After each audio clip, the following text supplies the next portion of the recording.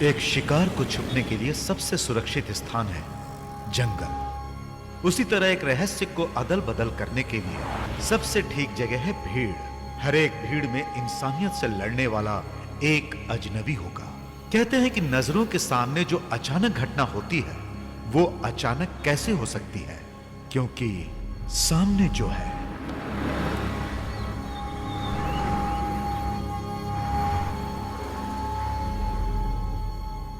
माँ पिक्चर देखने जाना है। माँ शाहरुख खान का नया पिक्चर आया है। माँ पैसे दो ना माँ। पहले ये चाय देकर आओ और उसके बाद पिक्चर के लिए जाना। हाँ। दिन भर पिक्चर पिक्चर। मैं तुम्हारा कार में वेट करता हूँ। तुम्हें जो भी खरीदना है खरीद कर आ जाओ। ओके बेटा? ओके।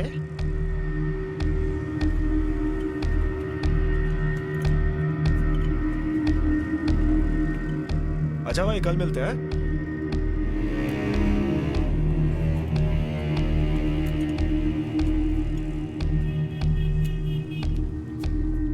नमस्ते भैया।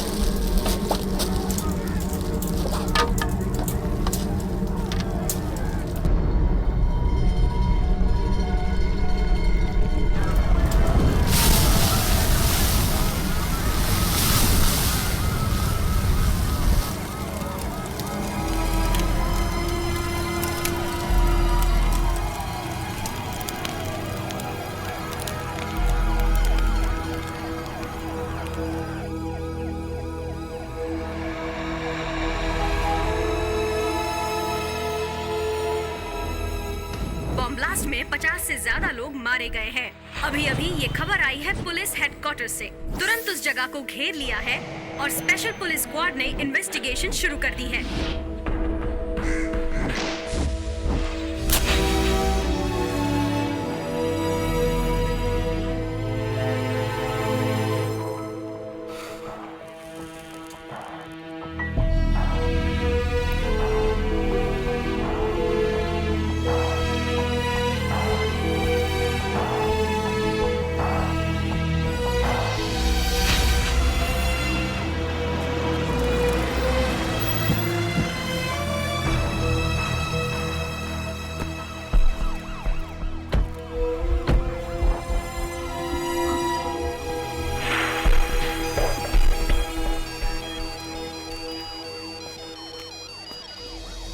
हेलो बेटा, मैं माँ बोल रही हूँ। कहाँ हो? कितनी देर से फोन कर रही हूँ बेटा, फोन क्यों नहीं उठा रहे हो? Sorry, wrong number.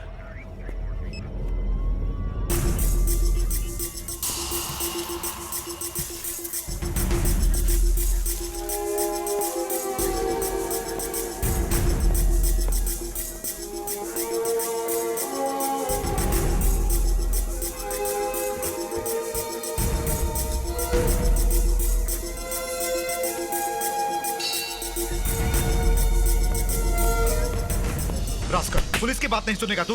अगर ये तेरा बाप होता तो क्या इसी तरह फोटो निकालता तू? इडियट! जाओ जाओ। Listen guys, please switch off your mobile phones. It is very important. घर परिवार सबको भूल जाओ, no personal distractions. Mumbai, Pune, Nashik के सभी पुलिस स्टेशन में इस बॉम्ब ब्लास्ट के बारे में सब कुछ फैक्स कर दो। किसी पर भी अगर शक हो तो उसे हिरासत में ले लो। और रशीद, मुंबई के सभी होटल्स में खबर भेजो कि हर एक के सामान का स्कैन करें और पुलिस की मदद से सभी रहने वालों की लिस्ट मंगवाओ। As usual railway station, bus stand, STD booth पर सर्च टीम भेजो and alert your informers right away. Got it? You have to report to me at my office at 1500 sharp. Move now. Sanjay, see to it ji. that one of your boys is with every local search team. Yes, sir. Yeah? हाँ.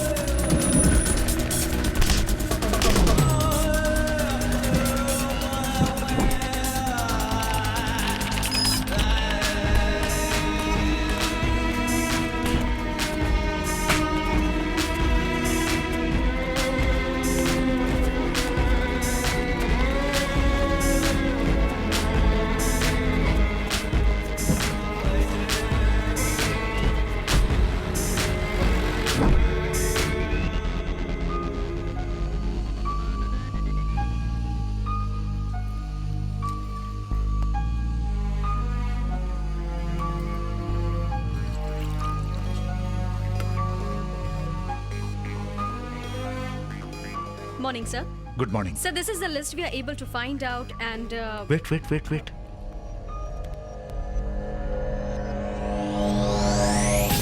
Ayesha Begum, chemical engineer.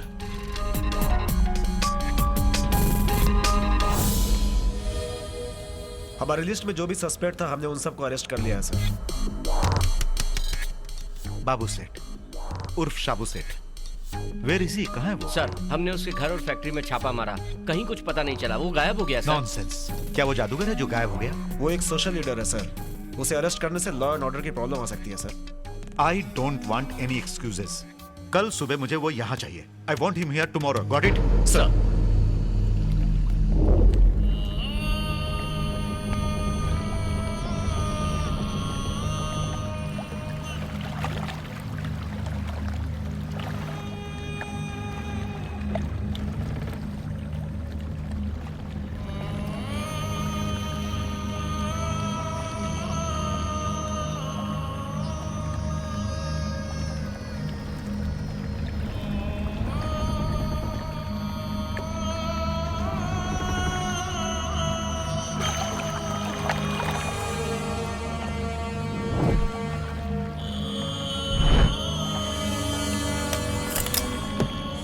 साबू Seth, police. क्यों सलीम, तुम डरते हो?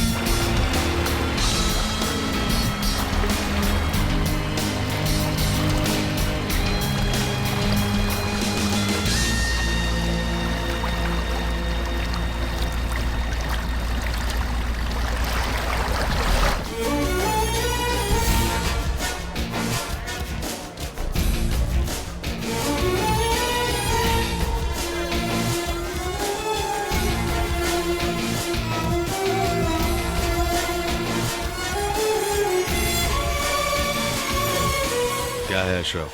आपको यहाँ से ले जाने की इजाजत हम पुलिस वालों को हरगिज नहीं देंगे। इनके साथ मैं जाने का वादा कर चुका हूँ, तुम बीच में रोड़ा मत बनो। हाँ?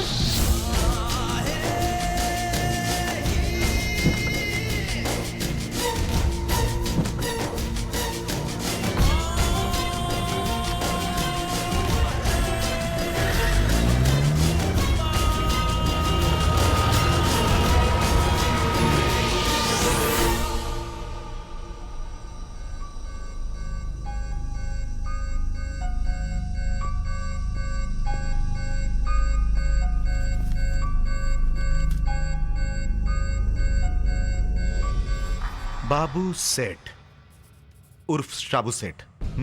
जी हाँ। आप क्या काम करते हो? What's your profession? कई तरह के बिजनेस हैं। कहा ना बिजनेस करता हूँ। किस लिए अरेस्ट किया है तुम्हें जानते हो? जानता हूँ। वाई? क्योंकि मैं एक मुसलमान हूँ। तो फिर मैंने और मुस्लिम लोगों को अरेस्ट क्यों नहीं किया? तो इसका आपको अफसोस है क्या? ओह, इस बॉम्ब ब्लास्ट के साथ आपका संबंध है अगर मैं ऐसा कहूं तो?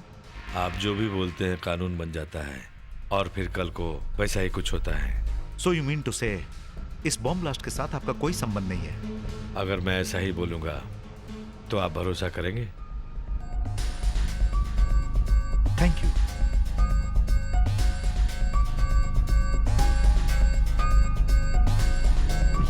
Thank you.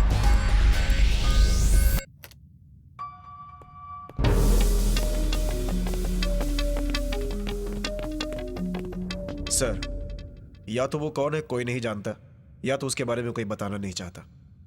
Let's see. हमारे पास उसके खिलाफ काफी सबूत हैं। जैसे भी होगा कोर्ट से रिमांड लेकर हम उसे जेल में डालेंगे। मुंबई, नासिक, पुणे में भी इसका असर होगा। हमारे लिए मुश्किल काम है, लॉट ऑफ प्रॉब्लम्स। हमारे लिए इतना इजी नहीं है, पर उनके लिए भी इतना आसान नहीं।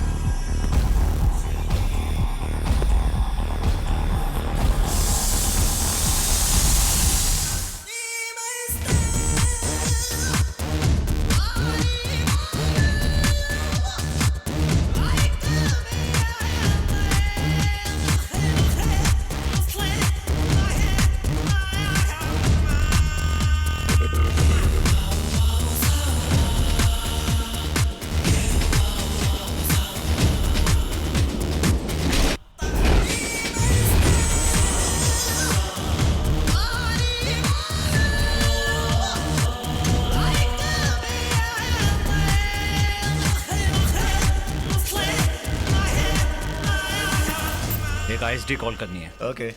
कितनी गर्मी है अंदर, एसी लगाना चाहिए ना। कितना हुआ? 85 रुपए हुए। 85 हो गया। आईएसडी के नाम पे लोगों को लूट रहे हो ना। देख लूंगा मैं तुमको। रेलवे गेट के पास आता है ना, हाँ? वहीं टांग तोड़ूंगा मैं तेरी।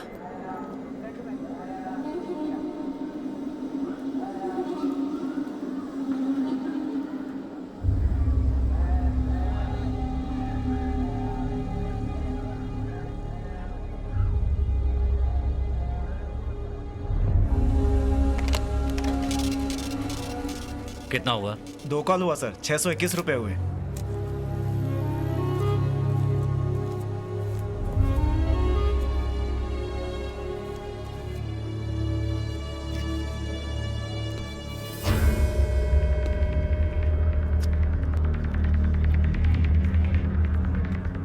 हाँ सर, आपका बैग।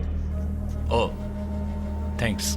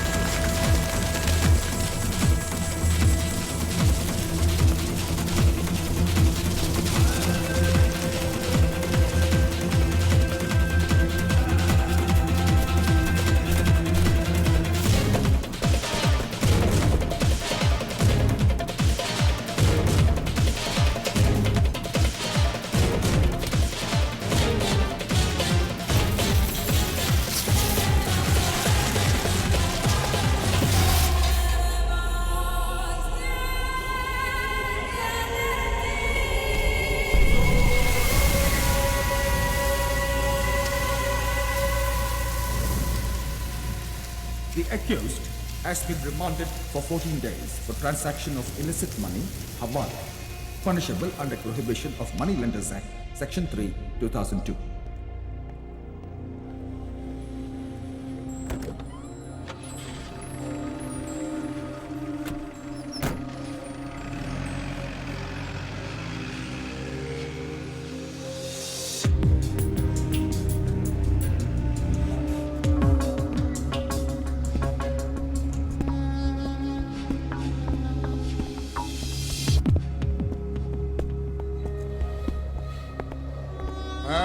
कौन है ये? देखने में तो बिल्कुल नया लगता है।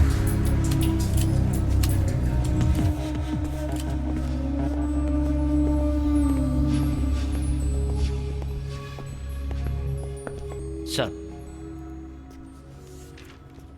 हाँ अनवर, स्मगलिंग करते हो? वाह, तुम लोगों की वजह से ही देश बिक रहा है। चल चल अंदर चुपचाप रहने का, नहीं तो हाथ पैर तोड़ डालूंगा।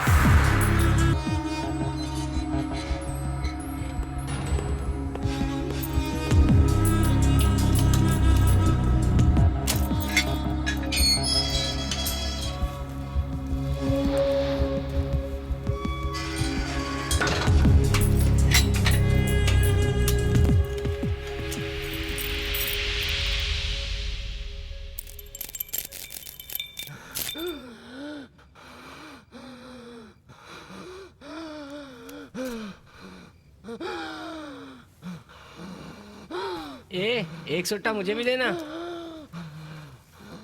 क्या? ए बुड्ढे, चुप करना। परेशान कर रहा है। एक दूंगा ऐसे ऊपर पहुंच जाएगा।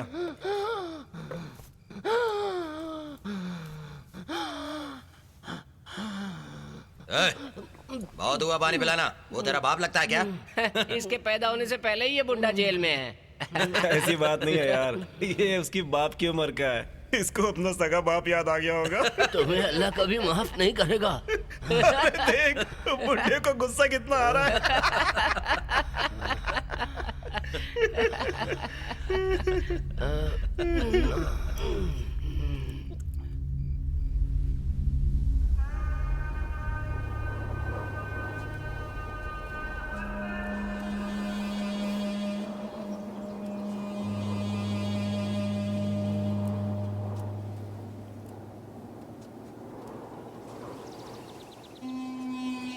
अल्लाह अकबर, अल्लाह अकबर।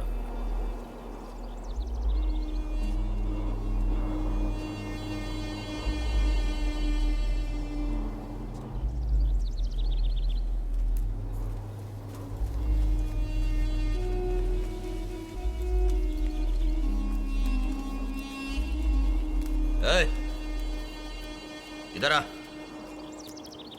अरे तुझे ही बुला रहा हूं। भैया के लिए भी वही कर। क्या? जेल में आकर अगर तुम ये कहोगे कि मैं ये काम नहीं करूंगा तो ये बड़े शर्म की बात है। चलो मोहन दादा के लिए काम शुरू कर दो। नहीं, तुम्हें मालूम नहीं या करना ही नहीं चाहते? मैं नहीं करूंगा।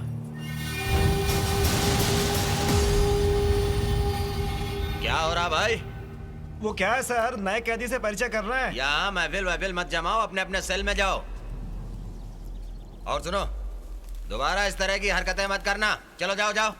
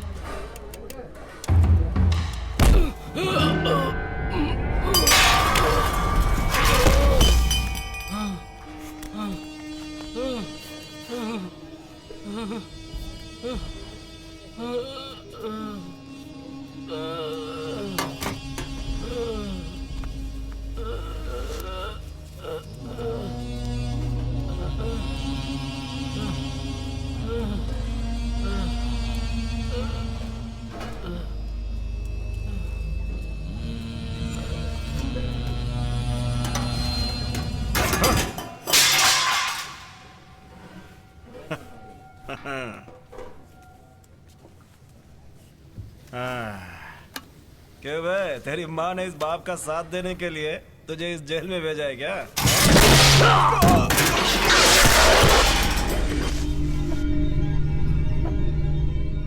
माँ पर मत जाना।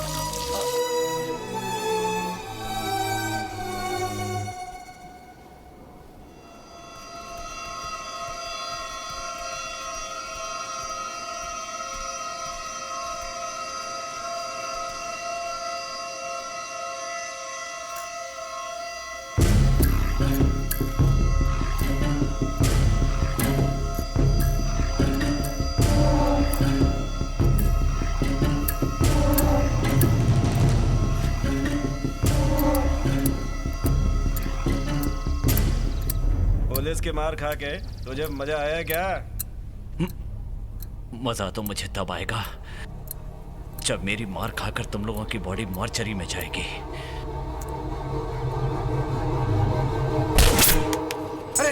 क्या हुआ? क्या हुआ इसे? क्या हुआ? क्या हुआ? अरे छोड़ना मत इसे। ऐ रुको, ऐ रुको, ऐ रुको, ऐ रुको।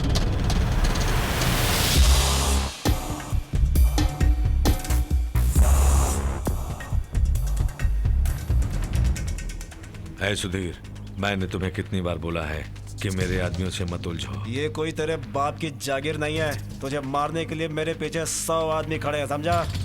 मुझे मारने के लिए तुम्हारे पास 100 आदमी हो सकते हैं, लेकिन मेरे भी कुछ दोस्त मेरे साथ मरने को तैयार हैं। क्या तुम्हारे साथ मरने के लिए कोई एक भी तैयार है?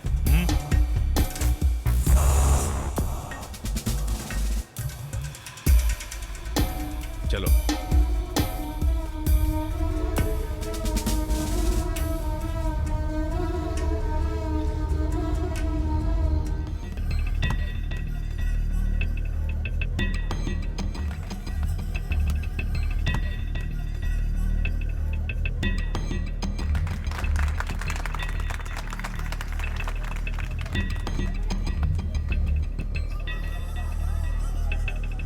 अरे मोहन सर, कोई मर्डर केस में आया क्या? नहीं नहीं, उससे भी बड़ा केस है, लड़कियों का दल्ला है। सर उसको मेरे पास भेजो, उसे ठीक कर दूंगा मैं। लड़कियों का धंधा करने वाला दलाल है साला, इसको तो नरक में भी जगह नहीं मिलेगी। आजकल के बच्चे पैसे के चक्कर में कुछ तो बदमाशियां करेंगे ही। ऐसे लड़कों का जिंदगी के लिए कोई मकसद नहीं होता, ये सिर्फ क्रिमिनल ही बन सकते हैं। वैसे तुम किसके लिए स्मगलिंग का काम करते हो? मैंने अल्लाह से वादा किया है कि उसके बारे में किसी को नहीं बताऊंगा। अगर कोर्ट मुझे फांसी की सजा भी दे दे तब भी जुबान नहीं खोलूंगा।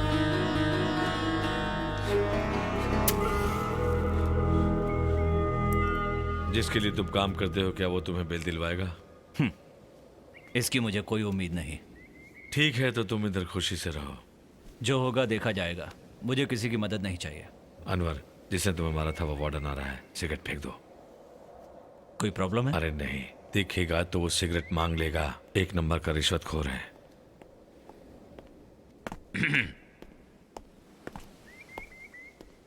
ये सब मिले जुले हैं, वार्डन वगैरह सब लोग आपस में। ये उसी ग्रुप से मिले हुए हैं जिससे तुम्हारा झगड़ा हुआ था। अगर इन्हें चांस मिला तो ये हमारा कुछ भी कर सकते हैं। अगर सारे पुलिस वाले बेईमान हैं तो आपके हिसाब से तो सारे मुसलमान टेररिस्ट होने चाहिए। सारे मुसलमान टेररिस्ट हैं क्या? नहीं, ऐसा बिल्कुल नहीं है। और आप? तुम क्या सोचते हो?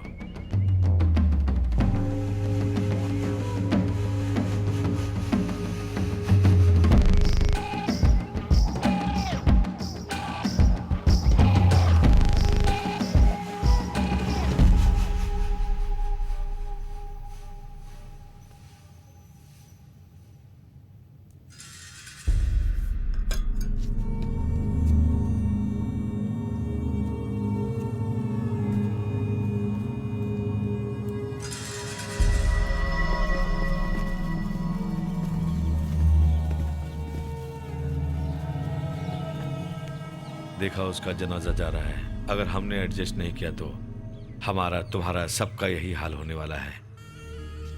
जब मैं महाराजा कॉलेज का स्टूडेंट था और फाइनल ईयर में पढ़ रहा था, उस समय मजहब के नाम पर दंगे हो रहे थे। मेरे और मेरी बहन के सामने पुलिस वालों ने मेरे पिताजी के टुकड़े टुकड़े कर दिए। वो हमेशा कुरान पढ़ा करते थे, अपने परिवार की देखभाल करते थे। पता नहीं पुलिस वाले ने उनके साथ ऐसा क्यों किया। कोर्ट में केस फाइल किया, कुछ नहीं हुआ। पुलिस वालों ने किसी को भी अरेस्ट नहीं किया। उसके बाद मैं वहां से दुबई चला। अरे वहाँ स्पेशल मीटिंग क्या हो रही है? इस जेल को बॉम्ब से उड़ाने की सोच रहे हैं। हाँ उड़ाओ उड़ाओ, मैं भी लंबी छुट्टी में जाऊंगा।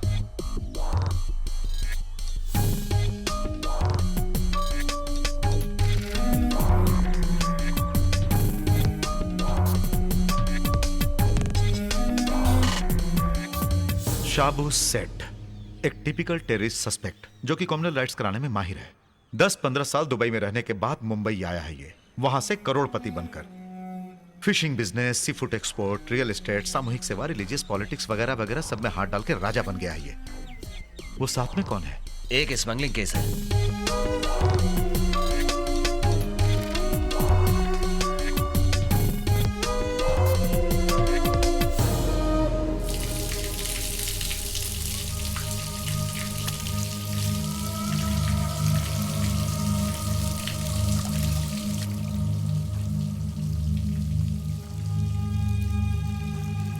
तुम्हारी बेल के लिए मैंने सारा इंतजाम कर दिया है।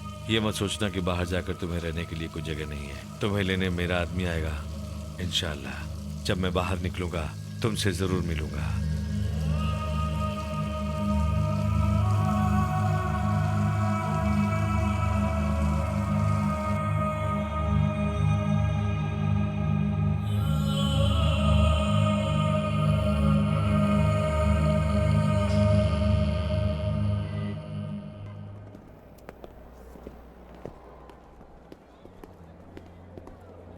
अशरफ, हाँ? ये है मिस्टर अनवर।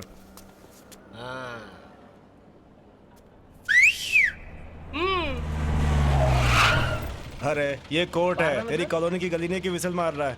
देखा, जज हथौड़ी मार सकता है, मैं सीटी भी नहीं मार सकता। क्या जमाना आ गया।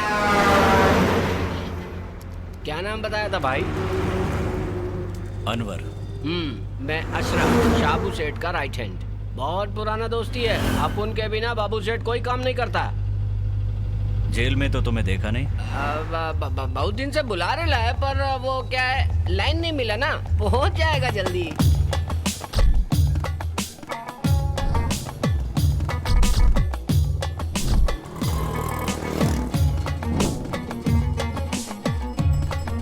ये क्या हो रहा है इधर? ये भीड़ काहे के लिए जमा है?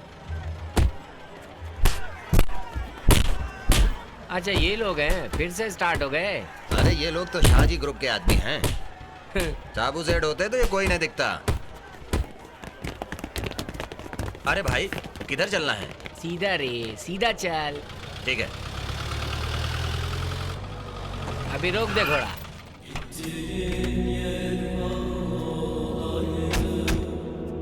अपन दोपहर तक इधर ही रहेगा।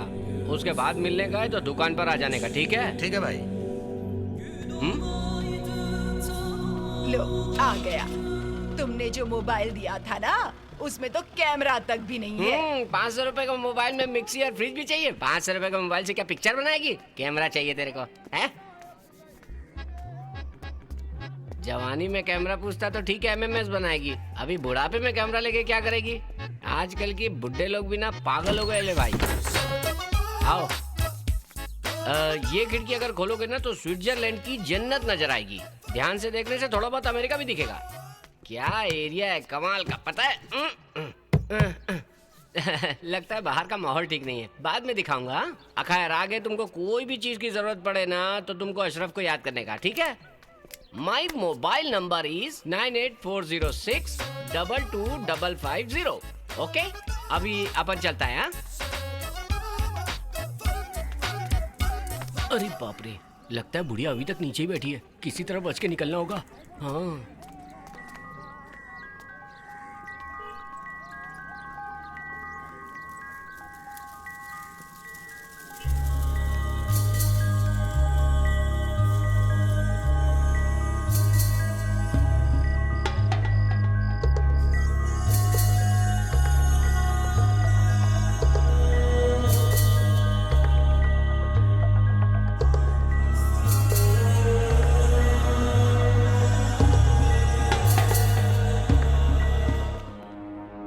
Hey, what's wrong? What are you thinking? Sir, Sabu Seth और उसके आदमियों की बेल एप्लीकेशन कोर्ट में गई हुई है। अगर ऐसी स्थिति में वो बाहर आ गए तो वी कांट डू एनीथिंग। तो फिर क्या करें? India is a democratic country. यहाँ कोई भी कहीं भी बेल ले सकता है। एंड मोर ओवर, उसके बारे में तुम्हें क्या मालूम? No clues, no evidence, it's all incompatible. But sir, Sabu Seth जैसे लोग बाहर घूमने लगे तो बहुत सारे निर्दोष लोगों को अंदर जाना पड़ेगा। इसकी पहुंच बहुत ऊपर तक है, दोबारा पकड़ना बहुत मुश्किल हो जाएगा सर। अपराधी को पकड़ना तो पड़ेगा ही। It's a law of nature Sanjay. Will get him.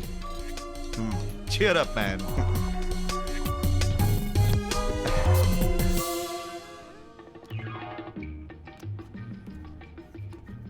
सिर्फ देखने से ही काम हो जाएगा क्या तुम्हारा? ठीक है, मैं अपने हस्बैंड को बुलाती हूँ। हेलो अशरफ, हाँ सलाम वालेकुम। वालेकुम अस्सलाम। क्या हो रहा है उधर? क्या हुआ शाबू से? उधर क्या परेशानी है? वो साजी के लोग हैं ना, वो उन लोगों ने फिर शुरू कर दिया। आप इधर नहीं हो ना, इसलिए वो लोग दादागिरी कर रहे हैं यहाँ पर आकर। अनवर है उधर? हाँ है ना इधर ही, वो चाय पी रहा है। उसे फोन हाँ शाबू सेठ, शाबू सेठ। अस्सलाम वालेकुम। वालेकुम सलाम। तुम्हें जगह पसंद आई? मुझे ठीक लगी। कोई प्रॉब्लम है? वहाँ माना हुआ एक गुंडा गैंग प्रॉब्लम कर रहा है। सऊदी से लौटा हुआ साजी का गैंग है। गांजा वगैरह पीकर हमेशा लोगों को परेशान करते हैं। 1 सप्ताह में मेरी बेल हो जाएगी, आके सब संभाल लूंगा। तब तक क्या इंतजार करना पड़ेगा?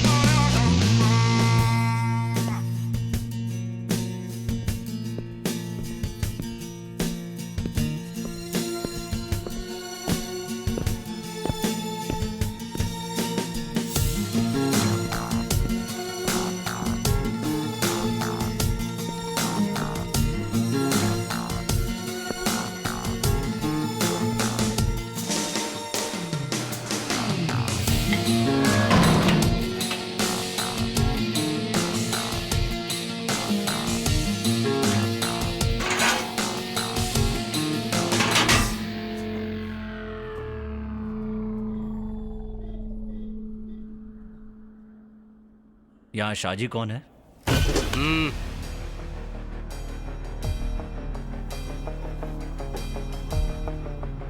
बात क्या है पहले ये बता। वो सब कुछ मैं शाजी को ही बताऊंगा।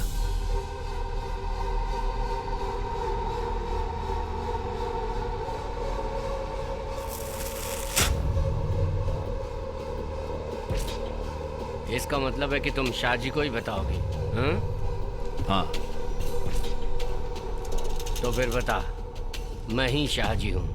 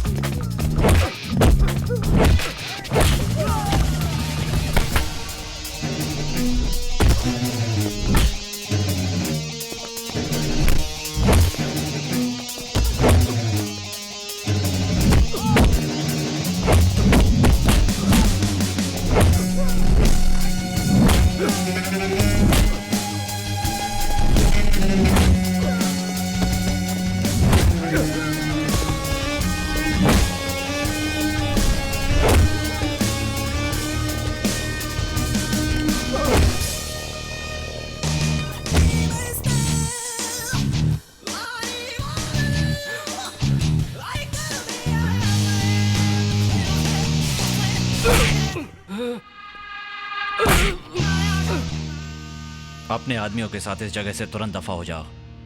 और आज के बाद तुम या तुम्हारे आदमी कभी यहां पर दिखाई दिए ना, तो तुम में से कोई भी जिंदा नहीं बचेगा।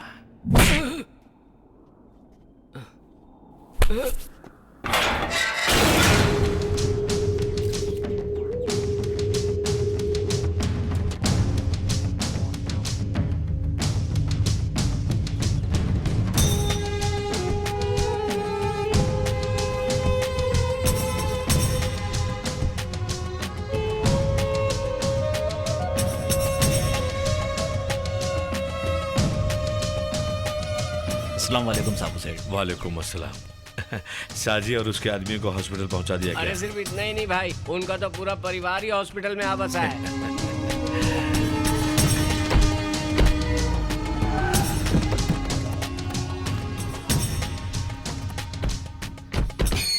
अरे बाप रे दीदी, वहाँ क्यों खड़ा है? इधर आ। कौन है? आपसे मिलने कोई जेल से आए हैं। क्या कहा? जेल जाना तुम्हें बुरी बात लगती है? नेहरू, गांधी सब लोग जेल गए थे। वो सब लोग अच्छे काम के लिए जेल गए थे, आपकी तरह नहीं बुरे कामों के लिए। तुम्हारी वजह से पता नहीं हम दोनों को कब पुलिस ले जाएगी। बार बार जेल पुलिस का नाम लेकर तुम मुझे डराती क्यों हो? चुपचाप अंदर क्यों नहीं जाती? हाजी मोहम्मद अली के घर में जब मर्द बोलते हैं, औरतों को बोलने का कोई हक नहीं है। बेटा, कितने दिन हो गए तुझे देखे हुए। कैसा है तू? माँ तुम अच्छी तो हो। मैं तो अच्छी हूँ, पर तू कमजोर हो गया बहुत है। दिनों के बाद आया हूँ, तुम्हें ऐसे ही दिखेगा। खाना खा के आया है क्या? खा लिया माँ, चिंता मत करो। तुम्हारे अब्बा हमेशा मुझसे बोला करते थे, शाबू को कभी अकेला मत छोड़ना, जमाना बहुत खराब है। जब भी तुम्हारे बारे में सोचती हूँ बहुत डर लगता है बेटा। अरे माँ तुम बिल्कुल परेशान मत हो, मैं बिल्कुल ठीक हूँ। बहुत दिन हो गए थे इसलिए तुमसे मिलने चला आया। अच्छा मैं चलता हूँ माँ। अरे इन लोगों को तो खाना खाने दे। अरे माँ सब खा के आए हैं, मैं चलता हूँ। अच्छा। सलीम।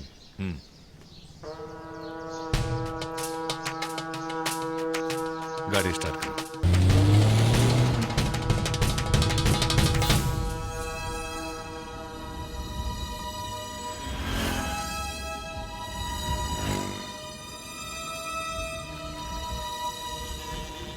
मेरी बहन ने जो कहा वो तुमने भी सुना होगा। मेरी समझ में नहीं आता ये लोग मेरे बारे में हमेशा ऐसा क्यों सोचते हैं भला। मेरी और उसकी आंखों के सामने पुलिस वालों ने पिताजी को मार डाला था।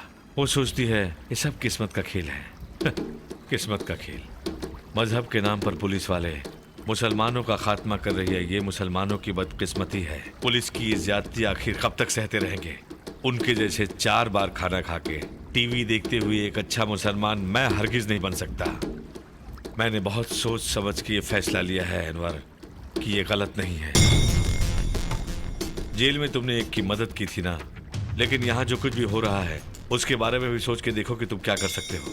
5 वक्त की नमाज पढ़ने वाले और रोजा रखने वाले एक सच्चे मुसलमान हो ना तुम। तुमने अपनों के लिए क्या किया? अगर अल्लाह तुमसे पूछे तो अल्लाह को क्या जवाब दोगे? कि तुमने स्मगलिंग किया? कभी तुमने सोचा है इसके बारे में? बोलो अनवर, अगर तुम एक सच्चे मुसलमान हो तो माथे पर नमाज के निशान को पुलिस की गोली भी कुछ नहीं कर सकती। अपने भाइयों के लिए जान देने वाला ही सच्चा मुसलमान कहलाता है। अगर सच्चे दिल से तुम अपना फर्ज निभाओगे तो पुलिस की गोली भी तुम्हारा कुछ नहीं बिगाड़ पाएगी।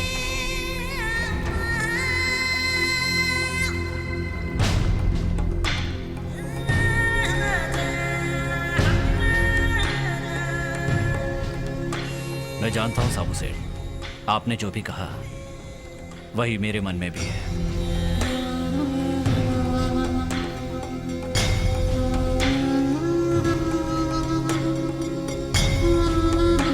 मेरे साथ रहना है तो ये तुम अपने पास रखो, नहीं तो तुम अपने रास्ते खुशी खुशी जा सकते हो।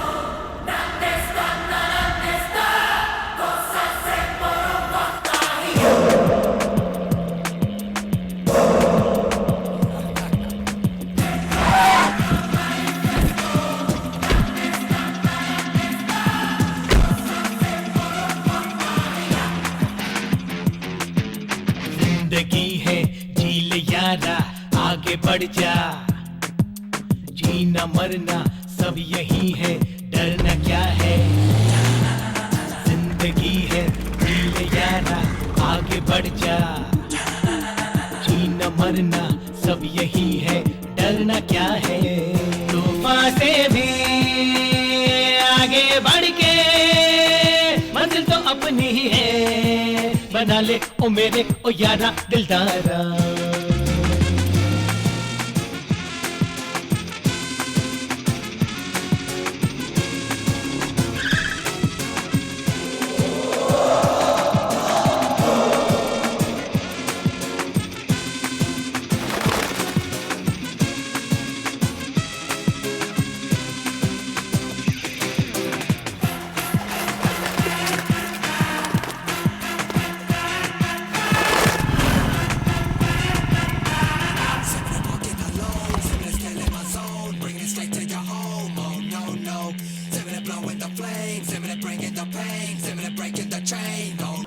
ये भी साबू सेठ के साथ मिल गया?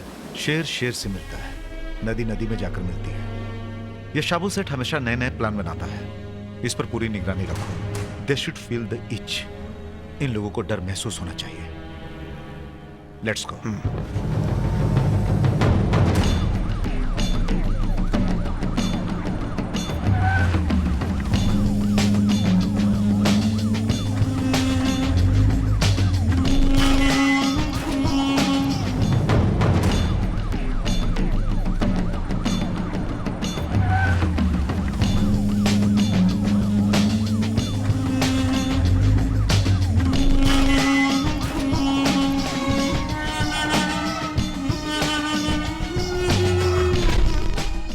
सर्च कर रही है, सर्च। टोपी और दाढ़ी वालों को सबसे ज्यादा परेशान कर रही है पुलिस वाले। हर मुसलमान के घरों में और बोट्स में जाकर छापा मार रहे हैं ये लोग। पागल हो गए हैं ये। अगर कोई विरोध करता है तो उसके औरतों और बच्चों को मार रहे हैं ये लोग। ये सब देखकर कैसे चुप रह सकते हैं हम? ठीक है, तुम ही बताओ कि अब क्या करें। रेलवे स्टेशन है, बस स्टैंड, कोई एक जगह तो बम फटना ही चाहिए, तभी डर का माहौल पैदा होगा। तब इन्हें पता चलेगा कि हमसे टकराने का क्या अंजाम होता है। तब तो पुलिस हेडक्वार्टर में बम लगाना होगा, वही सबसे अच्छा होगा। क्या पागलों की तरह बात कर रहे हो? वो काम इतना आसान नहीं है। रेलवे स्टेशन और बस स्टैंड में बम रख सकते हैं तो हेडक्वार्टर में क्यों नहीं? उसमें क्या परेशानी है? फटेगा नहीं क्या?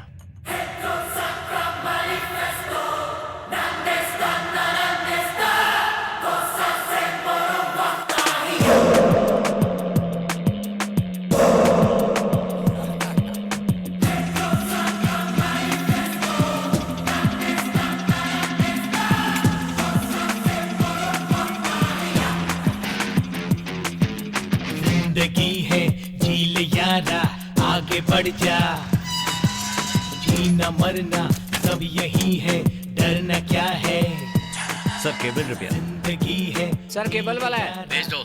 जाओ जाओ। जीना मरना सब यही है, डरना क्या है, तूफान से भी आगे बढ़ के मंजिल तो अपनी ही है, बना ले ओ मेरे ओ यारा दिलदारा।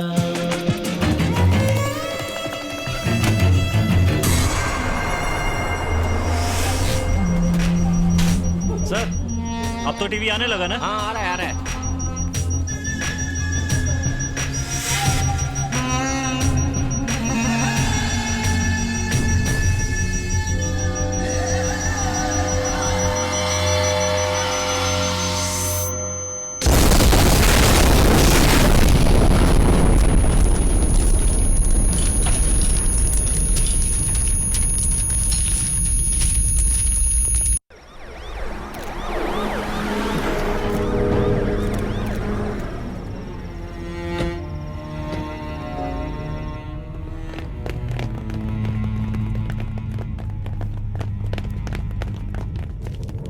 Anyway, it is not tool bomb.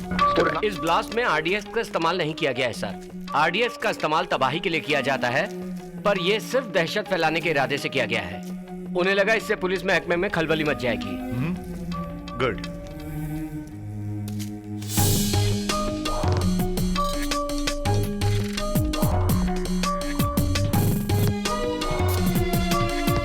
Commissioner साहब ने फोन करके आगाह कर दिया था, इसलिए यहाँ पर कोई बड़ा नुकसान नहीं हुआ sir.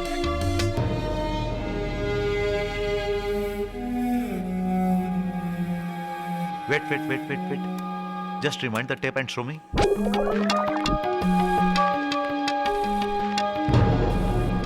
Anything wrong, Mr. Michael? Nothing. The lady there. She reminds me a story of back. Thanks.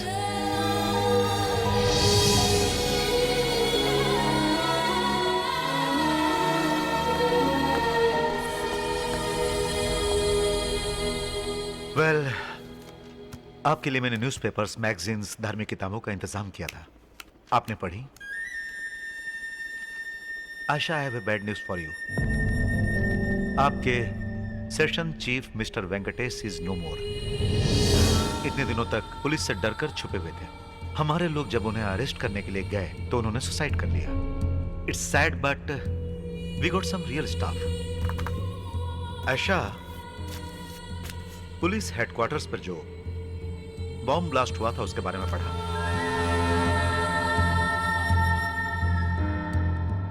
Can I ask you a personal question? Are you, अब मैं आपसे कैसे कहूं, ऊपर वाले को मानती है ना आप? इसका जवाब देना जरूरी नहीं समझती.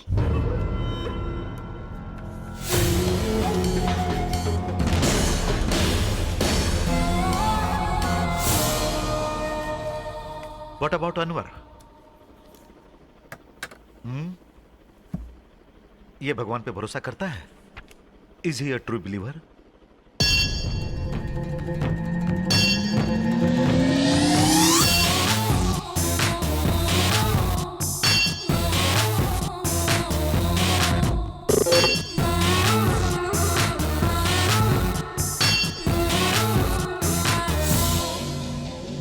सलाम वालेकुम. वालेकुम अस्सलाम. बशीर भाई, ये अनवर. अस्सलाम वालेकुम. वालेकुम अस्सलाम व रहमतुल्लाहि बरकातुहू. राना, यही है हमारा नया हीरो, अनवर भाई.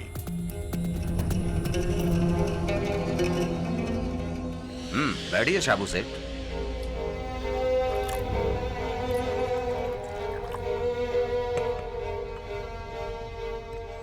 इन्होंने तुम्हारे बारे में बहुत कुछ बताया है. पुलिस हेडक्वार्टर्स में जो ब्लास्ट किया है वो एक सच्चा मुसलमान ही कर सकता है, जो अल्लाह ताला पर भरोसा रखता है, और वो तुमने कर दिखाया. जिंदगी और मौत की जो परवाह नहीं करता, वही जज्बा तुम में है. तुम हमारे बहुत काम आ सकते हो, बड़े अजीज हो. पुलिस बहुत अलर्ट हो गई है. हमें बहुत ही होशियारी से अपने काम करने होंगे. एक एक ब्लास्ट पावरफुल होने चाहिए ताकि सरकार और जनता पूरी तरह से कांप उठनी चाहिए.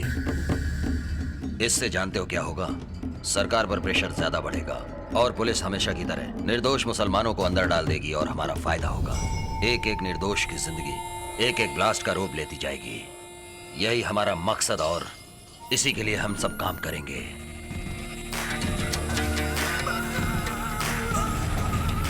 सेल में फिट किया है, इसे अच्छी तरह टाइट कर दो.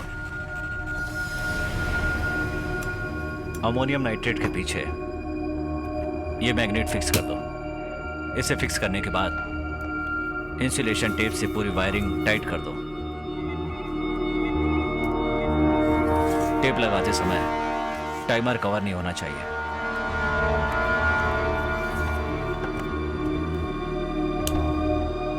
ये तो मैंने कर दिया है, लेकिन टारगेट किसे और कैसे करना है ये तुम्हें कोई नहीं समझा सकता. वो तुम्हें खुद ही करना होगा. हम मानते हैं तुम लोग इस लायक हो, इसलिए वहां जाकर इसे लगाना है, फिर टाइमर ऑन करना है. टारगेट के आसपास किसी लोहे पर इसका मैग्नेट चिपका देना है.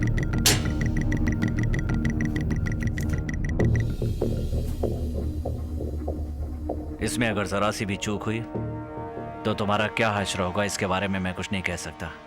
समझ गए ना?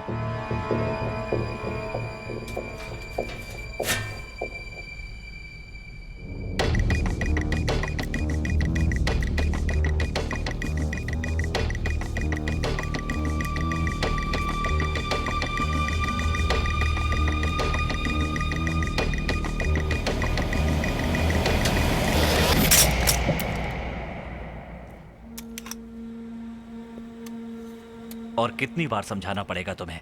इतनी बार समझाने के बाद भी समझ में नहीं आया? ये इस काम के लायक नहीं है साबू सेठ। ये घबराहट में बम यहीं कहीं गिरा देगा और हम सब के सब लोग मारे जाएंगे। तुम उसे ठीक से समझा दो, वो कर लेगा काम। कुछ ऐसा करके दिखाओ कि उसकी समझ में आ जाए, समझे?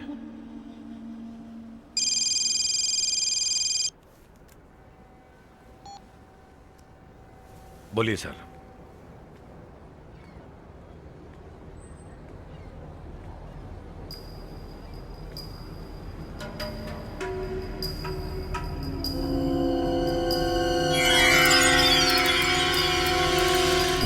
मुझे नहीं मालूम वो कौन है।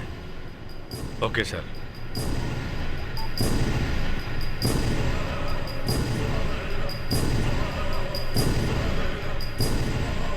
कम से कम इस बार तो ठीक से कर। जा। सुनो, इसके बारे में तुमने कहीं जिक्र किया है? मैंने ऐसा कुछ नहीं कहा शाबू सेठ, सिर्फ चचेरे भाई को बताया। उसी से कहा था कि मैं ये सब करने जा रहा हूँ शाबू सेठ। वो किसी से नहीं कहेगा शाबू सेठ, मेरा यकीन करो, वो किसी से नहीं कहेगा। अगर उसने किसी से कुछ नहीं कहा तो पुलिस उसके घर क्यों गई? सब उल्टा काम करते हो। जब इस काम के लिए तुम्हें रखा था तब बहुत समझाया था तुम लोगों को, बहुत सोच समझ कर काम करना चाहिए। अब तुम्हें बचाना मेरे बस की बात नहीं है।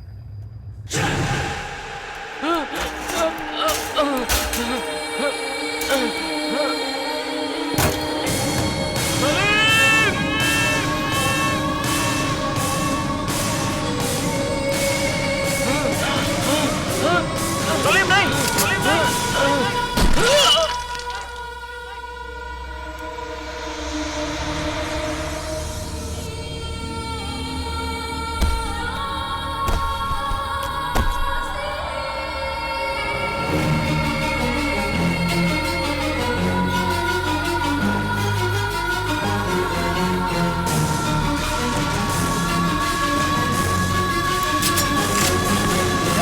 सलीम, अनवर,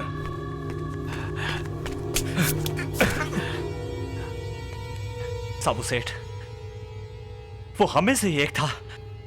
उसने गलती से ऐसा कर दिया था। उसे पुलिस ढूंढ रही थी। अगर वो पकड़ा जाता तो पुलिस का अगला टारगेट तुम या हम होते। उसे रोकने का और कोई रास्ता नहीं था, इसीलिए उसे मारना पड़ा। मैंने तो तुम्हें पहले ही ये बात बता दी थी कि उससे ये काम नहीं होगा। अब आगे जो कुछ भी करना है वो सिर्फ मुझे ही करना है। नहीं अनवर, पुलिस को सारी इंफॉर्मेशन मिल गई है। हाँ, उनको भले ही फोन पर इंफॉर्मेशन मिल गई है, इससे कोई फर्क नहीं पड़ता। मैं अपने मकसद में कामयाब होकर रहूंगा, ये मेरा आपसे वादा रहा।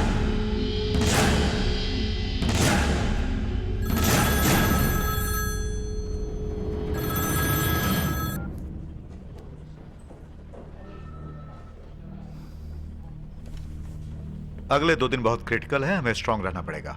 कोर्ट में ब्लास्ट होने वाला है ऐसी खबर मिली है, and it is from a very reliable sources. इसलिए हमें चप्पे चप्पे पे कड़ी निगरानी रखनी होगी। I hope you won't make any mistake.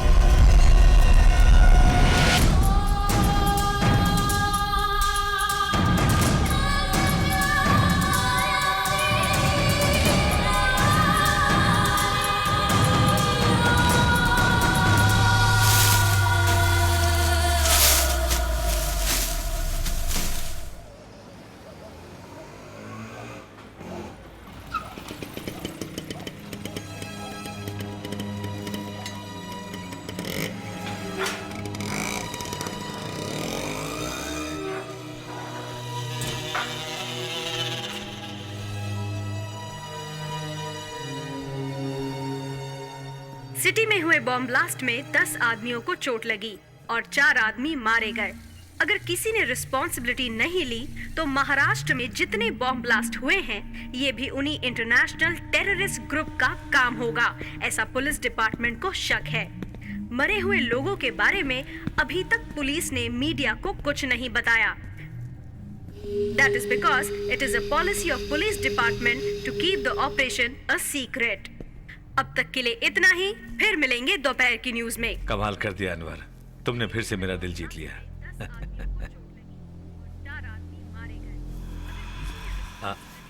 क्या हुआ, खामोश क्यों हो?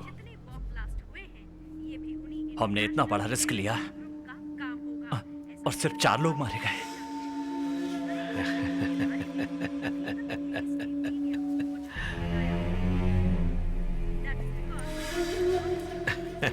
आ मेरे साथ। कितने लोग मर गए उसका गम नहीं है, लेकिन मरने वालों के बारे में सुनकर जो जिंदा हैं वो बहुत डर गए हैं। इसी दहशत के जरिए हमें अपना मकसद पूरा करना है। हम आगे जो कुछ भी करेंगे सोच समझ कर करेंगे। इसके लिए तुम हमेशा मेरे साथ रहोगे। कोयम्बटूर में जो बॉम्ब ब्लास्ट हुआ था वो अब तक पूरे देश का सबसे बड़ा ऑपरेशन था।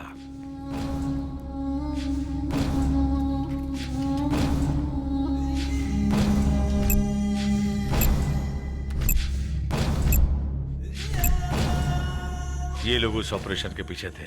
सबके सब लोग बाहर से आए थे और लोकल हेल्प के लिए हमारे लोगों ने इनका साथ दिया था। बाकी ये सारी योजनाएं उन लोगों की थी। 1 साल की प्लानिंग थी। बांग्लादेश और नेपाल की सीमा पार करके वही 10 आदमी फिर इधर आएंगे टूरिस्ट के नाम पर।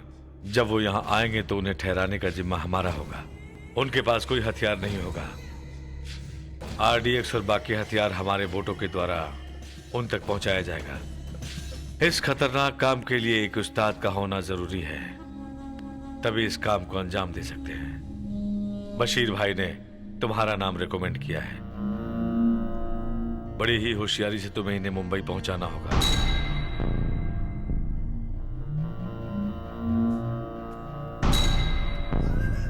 कोयम्बटूर ब्लास्ट के बारे में तुमने सुना होगा लेकिन देखा नहीं होगा। देखो,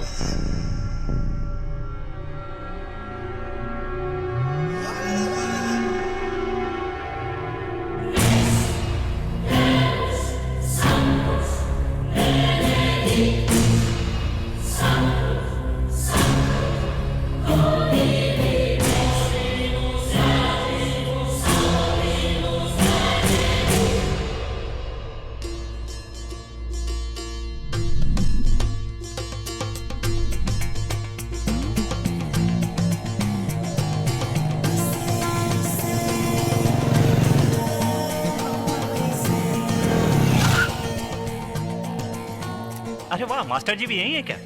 तुम कब आए अनवर? हाँ भैया, 2-3 दिन हो गए। तो हमारे शहर में ट्रांसफर ले सकते हो ना? गवर्नमेंट सर्विस थोड़ी है कि ट्रांसफर मिलेगा। खाना खाए कि नहीं? हाँ, पेट भर के खाया है मैंने। अच्छा, फिर मिलेंगे। ओके भैया, बाइक की चाबी देना, मास्टर जी को छोड़ के आता हूँ। जल्दी आ जाऊंगा। ओके मास्टर जी। ओके बेटा। अरे बशीर, ये बच्चे इस रसोई घर में क्या कर रहे हैं? अस्सलाम वालेकुम। वालेकुम अस्सलाम। अम्मा। हाँ? अरे तू आ गया? देखो माँ, फिर कोई बाहर जाने का काम मत बताना। 4-5 बार बाहर होकर आया हूँ। आजकल तो ये सारे काम फोन पर हो जाते हैं और आप कह रहे हैं कि मैं चिकन शॉप पर जाकर अच्छे से देख के परख कर लेकर आऊँ। अरे दुल्हन का बड़ा भाई हूँ मैं, यहाँ पर रहकर काम संभालना चाहिए और आप मुझे फालतू के काम करने के लिए बाहर भेज रही हैं। अरे आज तक तूने अपनी बहन के लिए अपने हाथों कुछ किया है क्या? तुम्हारे दोस्तों को भी तुम्हारे अब्बा ने ही दावत दी है। अमेरिका से तू यहाँ तक आया है अपनी बहन की शादी के लिए ना, तो थोड़ी भाग दौड़ तो कर ले। एक लौती बहन है तेरी, समझ रहा है ना तू? थोड़ा काम करेगा तो अपने रिश्तेदार तुझे देख भी लेंगे और तेरी पहचान भी बढ़ेगी। अम्मा, तुम्हारी ये फालतू बातें मुझे अच्छी नहीं लगती। चल हट। अब मैं बाहर का काम नहीं करना चाहता। मैंने सोच लिया है कि टैक्सी की तरह इधर उधर जाना बंद। अनवर सुनो, बेटा शंकर पांडे बस स्टैंड पे इंतजार कर रहे हैं, उनको लेकर आ जाओ। अब्बा, विजय मास्टर को ड्रॉप करने के लिए मैंने जमाल को बाइक की चाबी दी है। वैसे जिन्हें आप लाने की बात कर रहे हैं वो तो कितनी बार इस घर में आ चुके हैं। कोई बात नहीं बेटा, कार है, तुम कार से जा सकते हो ना। चले जाओ बेटा। कुछ कहिए ना। अजी सुनिए, उस काम के लिए किसी और को भेज दीजिए ना। ये अपनी बहन की शादी में आ रहा है, इसे यहीं रहने दीजिए। ऐसे कहो ना मेरी प्यारी अम्मी।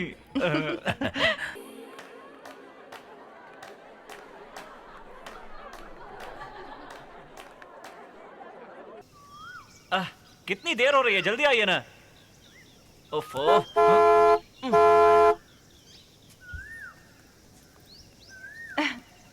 आंटी, मैं चलती हूँ अंकल।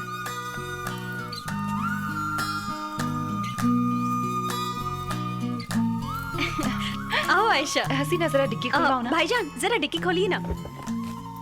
ये घर के लिए है क्या? तब तो बहुत छोटी फैमिली है तुम्हारी। Bye bye. कहाँ चलना है? अरे बताओ तो सही, आखिर चलना कहाँ है?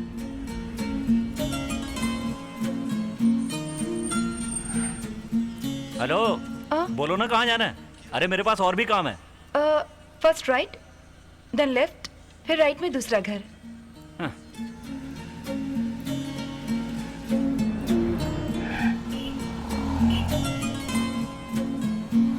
यहाँ? तुम यहाँ रहती हो क्या? हाँ, मैं यहीं रहती हूँ।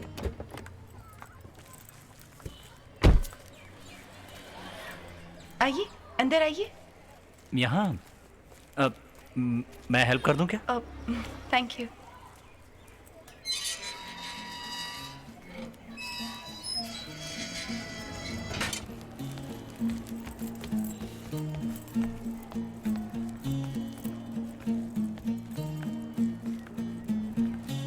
हसीना का भाई है, मुझे ड्रॉप करने आया है।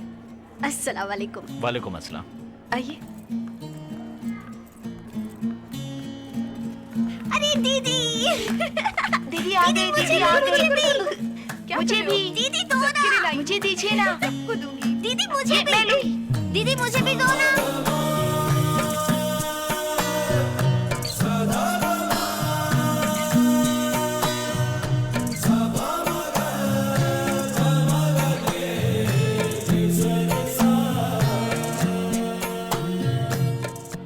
यही मेरा घर, यही मेरा सब कुछ है। मैं यहीं पली बड़ी हूँ। हसीना को सब मालूम है, हम दोनों एक ही कॉलेज में पढ़ते थे। आजकल मैं कोयम्बतूर में एक केमिकल फैक्ट्री में काम करती हूँ और वहीं हॉस्टल में रहती हूँ। हसीना ने कई बार कहा कि मैं आपके घर में रहूँ, पर जब भी मैं यहाँ आती हूँ मुझे यहीं रहना अच्छा लगता है। ओके, फिर मिलते हैं। मुझे ड्रॉप करने के लिए थैंक्स। Bye bye.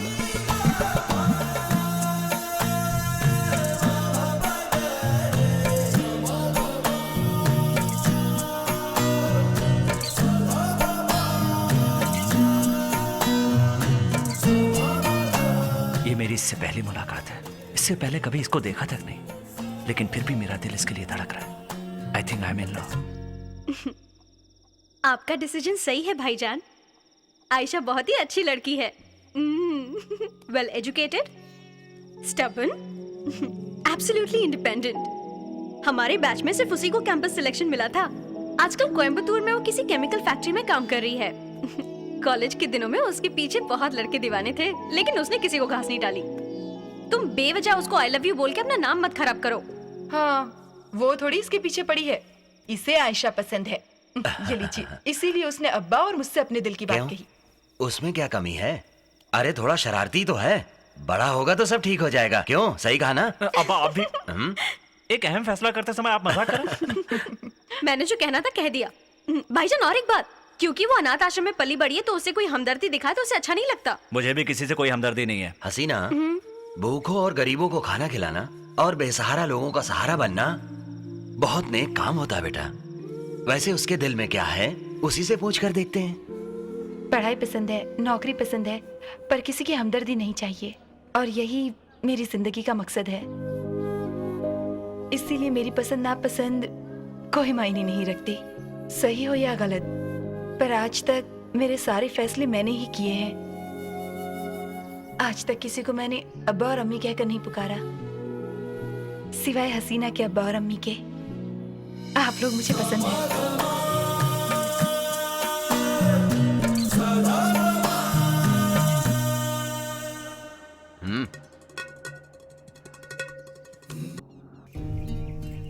अहमद साहब के घर में जश्न का माहौल था। बेटी के निकाह के बाद उन्होंने बेटे का निकाह करने का फैसला किया था। वो मेरी जिंदगी का सबसे हसीन लम्हा था। निकाह होने में अभी 1 हफ्ता बाकी था और मैं आयशा को छोड़ने के लिए कोयम्बटूर गया था। Okay bye. बाय। आयशा को उसके ऑफिस में ड्रॉप करने के बाद हसीना की शादी की ड्रेस खरीदने के लिए हम लोग कोयम्बटूर के एक शोरूम में गए।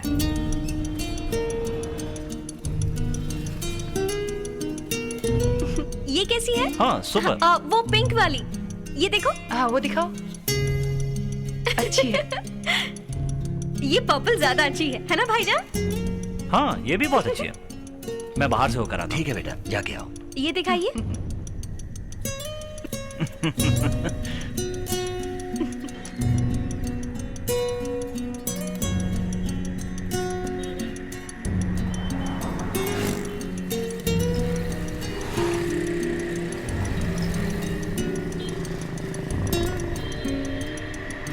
एक सिगरेट देना।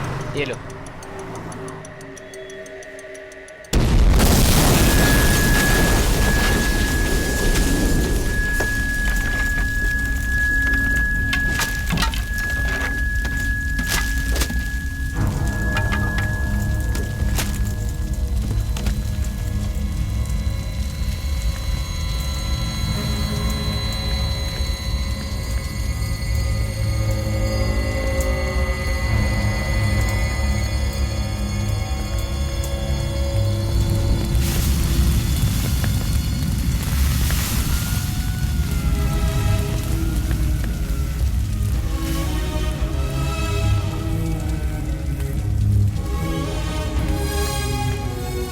मेरी हंसती खेलती जिंदगी इस हादसे से एकदम बदल गई। जिन्हें मैं सबसे ज्यादा प्यार करता था, अब्बा, अम्मी और मेरी प्यारी बहन, सबने मेरी आंखों के सामने दम तोड़ दिया। मैं बेजान बुद्ध की तरह खड़ा रहा। 1 मिनट, सिर्फ 1 मिनट में सब कुछ खत्म हो गया और मैं अनाथ हो गया।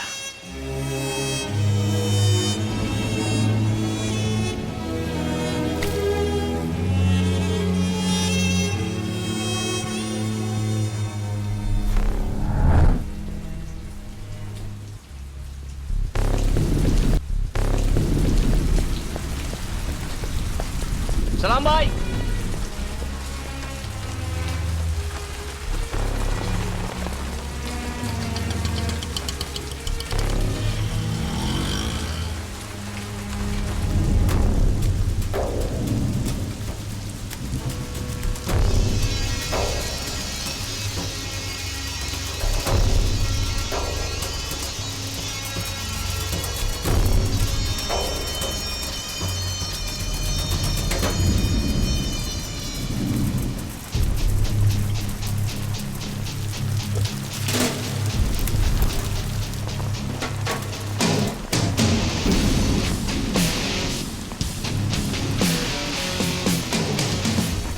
मैं आपको सब कुछ पहले भी बता चुका हूं, down to the last detail.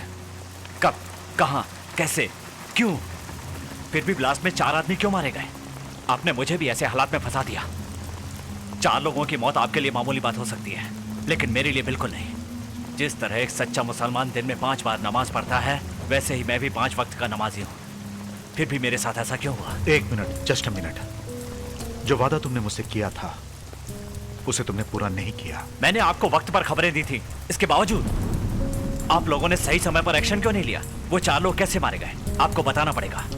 ये बोलने की आपकी जिम्मेदारी है और जानना मेरा अधिकार है। मैंने जो खबर तुमसे मांगी थी तुमने मुझे दी। मैंने कोऑर्डिनेशन भी ठीक किया, मगर वो ब्लास्ट को मैं किसी तरह रोक नहीं पाया। और तुम जो कह रहे हो कि 4 लोग मरे हैं, it's not true, it's a cooked up story. इस फोटोग्राफ्स को आड़ में लेकर किसी ने कहानी बनाई है, ये तुम भी समझ सकते हो। इसमें मेरा कोई कसूर नहीं। वो लोग तो कभी पैदा ही नहीं हुए अनवर, तो फिर मरेंगे कैसे? तुम्हें मेरा भरोसा करना होगा। मैं भरोसा करूंगा, लेकिन कल अगर आप कहेंगे आयशा जिंदा है और वो मुझे नहीं मिली, तो मेरा भरोसा टूट जाएगा। इसलिए मुझे आयशा से मिलना है। आयशा मेरी कस्टडी में सेफ है। मुझे आप पर भरोसा नहीं है। मुझे एक बार कम से कम उससे मिलने दीजिए। आपने आयशा को 1 साल से कस्टडी में रखा हुआ है और आज तक आपने आयशा को कोर्ट में हाजिर भी नहीं किया। वो जिंदा है या नहीं मुझे नहीं पता। मैं हर हाल में उससे मिलना चाहता। नामुमकिन है अनवर, जरा सोचो। आयशा एक सस्पेक्टेड टेररिस्ट है। अगर उसे कोर्ट में हाजिर करने पर उससे कुछ हो गया तो फिर मैं या तुम या कोई उसकी रक्षा नहीं कर पाएगा। मैं एक ATS ऑफिसर हूं, फिर भी मैंने कोई चार्जशीट नहीं लगाई और किसी भी कोर्ट में हाजिर नहीं किया, जो कि मेरे लिए भी रिस्क है। ये सब कुछ मैं उसकी सेफ्टी के लिए कर रहा हूं, जो कि तुम भी जानते हो। इसलिए इस मिशन के खत्म होने तक ना तो तुम मुझसे मिलोगे ना ही फोन करोगे। तुम्हें यह समझना होगा कि मैं किन हालात में यह सब कुछ कर रहा हूं। क्या तुम भूल सकते हो कि जिंदगी ने तुम्हारे साथ क्या नाइंसाफी की है? हॉस्पिटल से पुलिस स्टेशन तक कितने दिन तुमने सफर किया? Tell me Anwar, how can you forget that day?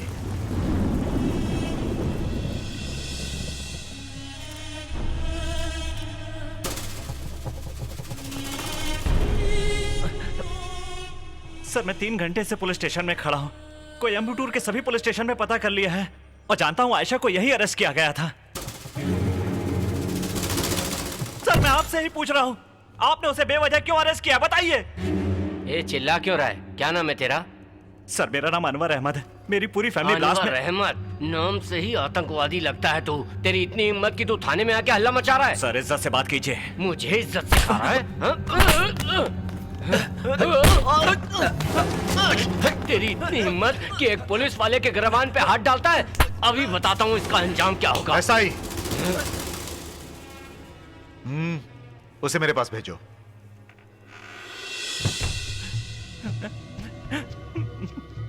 Sir मैं अपने अम्मी अब्बा और बहन की बॉडी पाने के लिए शाम तक मोर्चरी में इंतजार करता रहा। सर मेरे फोन करने पर ही आयशा हॉस्टल से हॉस्पिटल के लिए चली थी। सर आप उसका फोन चेक कर लीजिए, उसके फोन में लास्ट कॉल मेरी ही होगी। अनवर तुम्हारी हालत देखकर मुझे तरस आ रहा है, लेकिन तुम जो फेस कर रहे हो वो तुम्हारी प्रॉब्लम है। मुझे तो चाहिए सिर्फ गवाह और एविडेंस। जो तुम्हारे साथ हुआ वो किसी और के साथ ना हो, इसीलिए हम यहाँ हैं। सर मेरी बहन की बेस्ट फ्रेंड थी आयशा, हम दोनों का निकाह भी फिक्स हो गया था। मेरी फैमिली के साथ ही वो कोयम्बटूर आई थी। तो आप ही बताइए सर, उस ब्लास्ट के साथ उसका संबंध कैसे हो सकता है? Have you lost it? Ayesha जिस फैक्ट्री में काम करती थी, बॉम्ब ब्लास्ट के केमिकल्स वहीं से आए थे। उसका बॉस आजकल कहाँ है कुछ पता नहीं। यू नो कोयम्बटूर ब्लास्ट में जो इस्तेमाल हुआ है वो पूरा केमिकल्स आयशा के सिग्नेचर से बाहर आया है। I have enough proof। और क्या चाहिए तुम्हें? सर न जाने ऐसे कितने गेट पास पर वो रोज साइन करती है, यही तो उसका काम है। इसके लिए उस पर कैसे शक कर सकते हैं? How can you bloody make her suspect? उसे बेगुनाह साबित करने के लिए Do you have proof? उसे मिलना है कहने से काम नहीं चलेगा। सच साबित होने तक तुम्हें इंतजार करना होगा, वरना तुम जाकर पता करो कि इस ब्लास्ट के पीछे कौन कौन लोग हैं। तुम्हारे साथ अत्याचार हुआ है ना, गो एंड प्रूव इट। उसके बाद मैं आयशा को छोड़ दूंगा। बेवजह रोने से कुछ नहीं होगा। अब मैं नहीं रोऊंगा, कभी नहीं रोऊंगा। रोने से कोई फायदा नहीं होगा। प्रूफ करके दिखाऊंगा।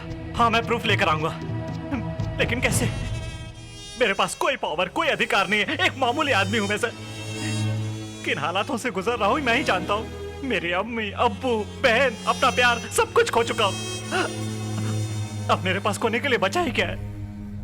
अब मुझे कोई डर नहीं है। छोड़ूंगा नहीं, किसी को भी नहीं छोड़ूंगा। इसके पीछे जिसका भी हाथ होगा उसे इस दुनिया में जीने का कोई अधिकार नहीं है। उसी के लिए अल्लाह ने मुझे जिंदा रखा है। जब मैं उनसे ये कह रहा था तो मुझे नहीं पता था कि आगे क्या होने वाला है। उनका फैसला क्या होगा ये भी नहीं जानता था। क्या, क्यों, कैसे ये तो नहीं जानता, लेकिन लाखों लोगों की जिंदगी बचाने के लिए मैं अपने मकसद पर निकल पड़ा। तब डीआईजी माइकल ने मेरी हिफाजत के लिए मुझे एक हथियार भी दिया। मैं नहीं जानता था कि उस हथियार का इस्तेमाल मैं कब और कैसे करूंगा। मेरे दिमाग में एक ही बात चल रही थी कि निर्दोष लोगों की जान कैसे बचाऊं। यस, मैंने ही उसे तैयार किया था शाबू स्टेट को खत्म करने के लिए। एक human bomb. Anwar intelligent, motivated, एक जख्मी शेर। हकीकत में कहूं तो he was a perfect human bomb. अम्मी अब्बा और बहन को खोने के बाद सिर्फ आयशा ही बची थी और उसे छुड़वाने के लिए मेरे पास सिर्फ यही एक रास्ता बचा था। मुझे स्मगलर बनाकर पुलिस हेडक्वार्टर में बम ब्लास्ट करवाने और बाकी कारनामे करवाने के पीछे माइकल स्टेलिन का ही हाथ था। उन्हीं की बदौलत मैं जेल जाकर साबू सेठ का खास आदमी बना। मैं जिन लोगों को ढूंढ रहा था उन लोगों के साबू सेठ के साथ गहरे रिश्ते थे। तब मुझे लगने लगा कि मैं अपने मकसद के करीब पहुंच रहा हूं। सिर्फ एक बार मुझे आयशा से मिलवा दीजिए सर। मेहरबानी करके नामुमकिन मत बोलना।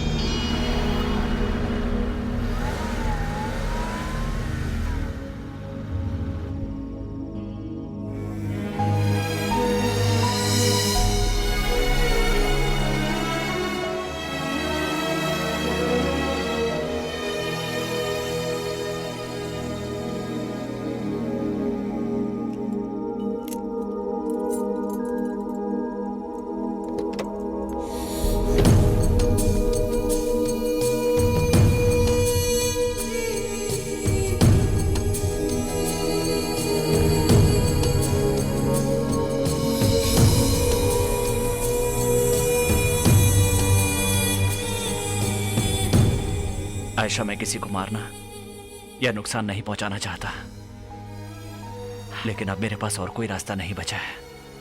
ये तुम भी जानती हो। अगर मैं अपने मकसद में कामयाब हो गया आयशा, तो हम जरूर मिलेंगे। क्या कहूँ समझ में नहीं आता। अगर मेरा मकसद पाक है तो अल्लाह मेरा साथ देगा, इंशाअल्लाह।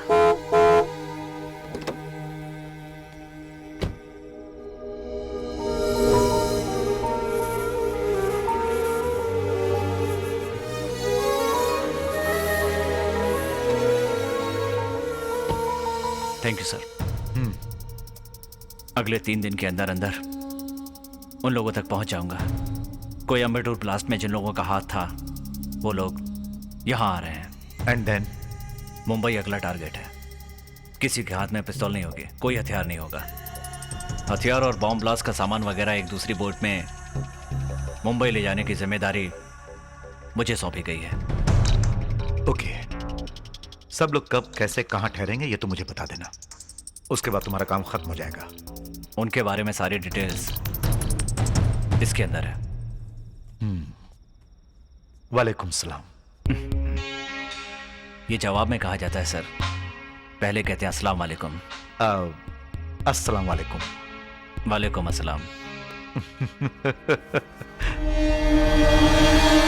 ओह माय गॉड, शाबू सेठ के आदमी आ रहे हैं। Come on, hit me. मैं तुम्हें अरेस्ट करने आया हूं, ये समझकर मुझ पर अटैक करो। नहीं सर, नहीं। Hit me. मैंने क्या हिट मी। किया? सर, मार करो मुझ पे। अटैक करो, मारो मुझे। सलीम, सलीम जाओ। सलीम, सलीम।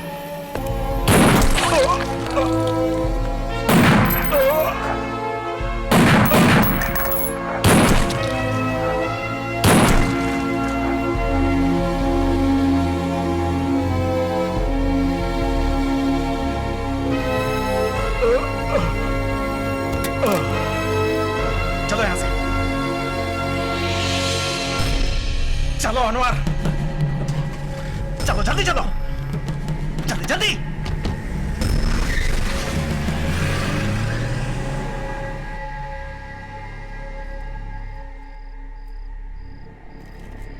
वहां उनके साथ यही था क्या तुम दावे के साथ कह सकते हो? वहां कोई और नहीं था साबू सेठ।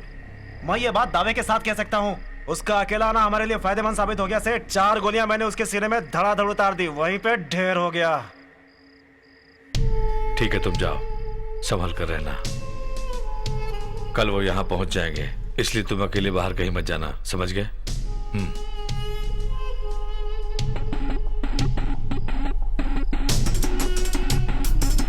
सलीम।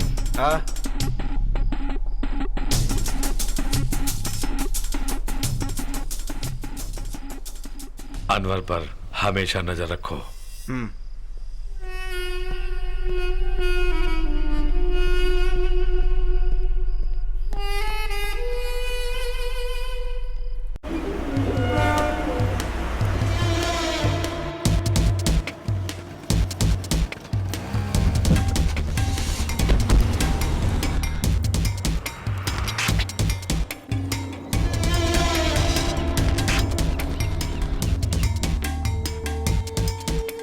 वो सब लोग यहाँ ठीक ठाक पहुँच गए।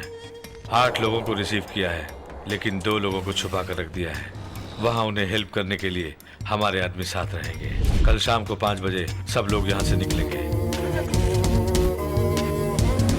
गाड़ी निकलने के बाद हमारे बीच कोई संपर्क नहीं रहेगा, लेकिन दोनों गाड़ियों में जीपीएस है, इसलिए उन्हें कोई प्रॉब्लम नहीं होगी। थोड़ी दूर जाने के बाद एक चर्च आएगा, उसे क्रॉस करके जब हम आगे जाएंगे तब वो रास्ता पुराने डॉकयार्ड तक जाएगा। उस यार्ड में RDX और ब्लास्ट करने के सारे सामान और हथियार के साथ अनवर वहां बोट लेकर तैयार रहेगा।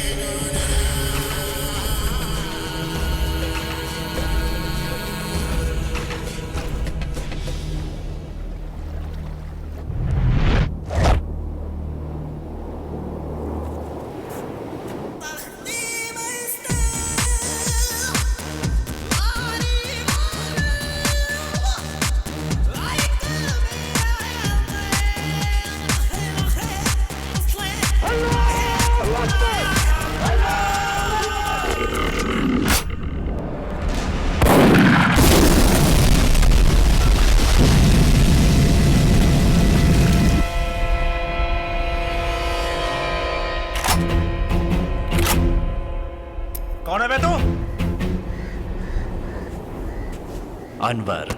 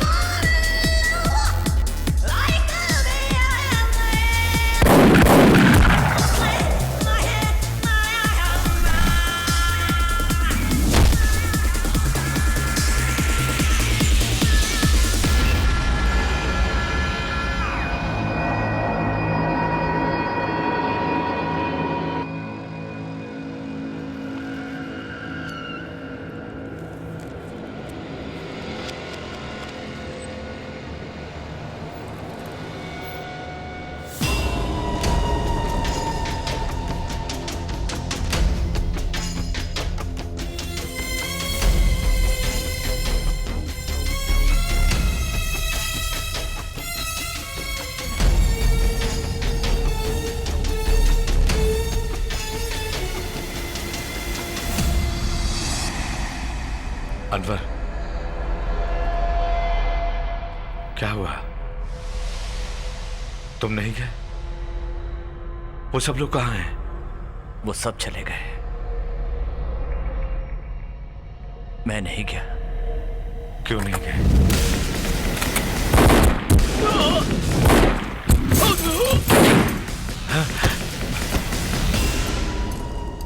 इन सबको भी वहीं पहुंचा दिया।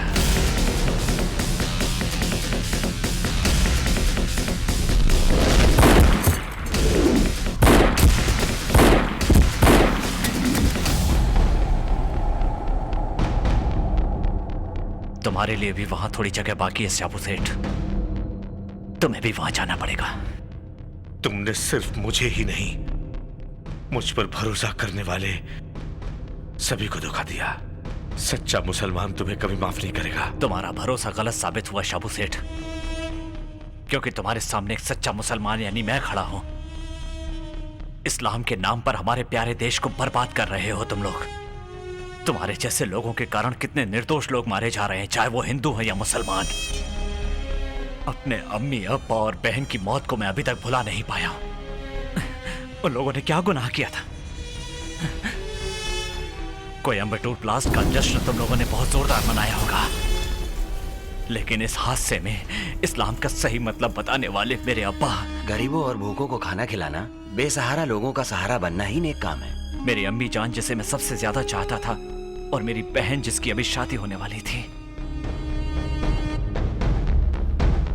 उन सच्चे मुसलमानों को तुमने ऐसी मौत मारा कि बेचारों को कफन तक नसीब नहीं हुआ।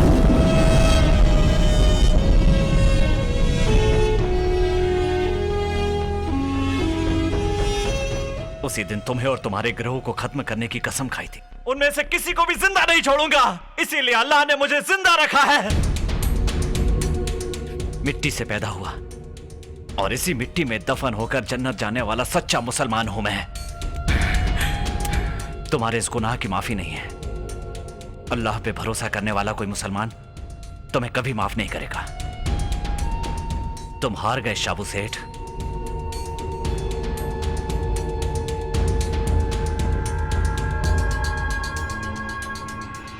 मौत तुम्हारे लिए आसान सजा होगी, मैं तुम्हें मारूंगा नहीं। तू खुद अपने आप को मारेगा और तुम्हारी मैयत को कांधा देने के लिए कोई सच्चा मुसलमान।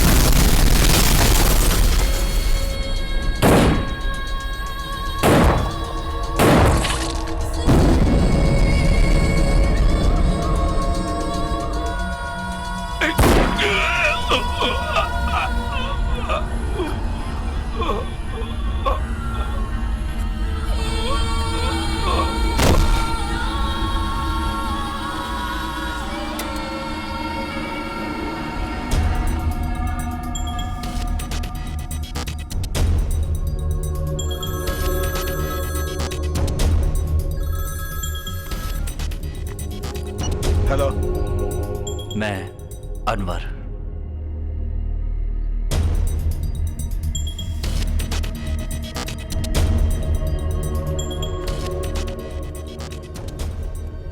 अनेक राज्यों में दहशत फैलाने वाले गिरोह का खात्मा किया एक एटीएस ऑफिसर माइकल स्टैलिन ने। एटीएस टीम ने वीरता से यह काम करके देश का कल्याण किया है।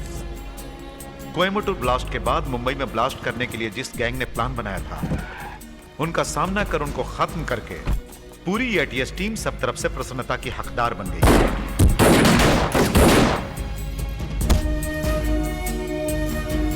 परंतु उन आतंकवादियों से लड़ते हुए एटीएस चीफ माइकल स्टैलिन मनीमारन शहीद हो गए। उन्हें मरणोपरांत राष्ट्रपति मेडल से सम्मानित किया गया है। कोयम्बटूर ब्लास्ट के पीछे जो लोग थे उन सब का पता चल गया है, इसलिए आयशा को रिलीज किया गया। इन सब देशद्रोहियों से लड़ने वाले जांबाज हिंदुस्तानी का कहीं कोई जिक्र नहीं किया गया। उस अनवर के बारे में किसी ने कुछ पूछा नहीं और वो अपनी जिंदगी जीने लगा।